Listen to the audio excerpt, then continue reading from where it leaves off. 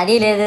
పైగా నా విగ్రహాన్ని కొనడానికి పెళ్లి సంబంధాల్లో పిల్లని చూడడానికి వెళ్ళినట్టు పొలోమను 10 మంది వెళ్తారు. అందులో ఒకడికి ఆ బొమ్మ నచ్చిందని, ఇంకోటికి ఈ బొమ్మ నచ్చిందని. నా కర్మ ఏంటంటే అక్కడ ఉన్నవన్నీ నా బొమ్మలే. మళ్ళీ తీరా 10 మందికి ఒక బొమ్మ నచ్చాక అమ్మేటోడు అలుసుగా తీసుకొని 10,000 15,000 అని బాంబు పేలుస్తాడు. ఎందుకురా బాబు ఇంత రేట్ అంటే కలకత్తా నుంచి తెప్పించాం అంటాడు. నాకు అర్థం కానిది ఏంటంటే ఎక్కడైతే నేను కలకత్తా నుంచి అయితే నాకన్నా మొనగాడు వస్తాడా, అక్కడ కూడా నేనే కదా.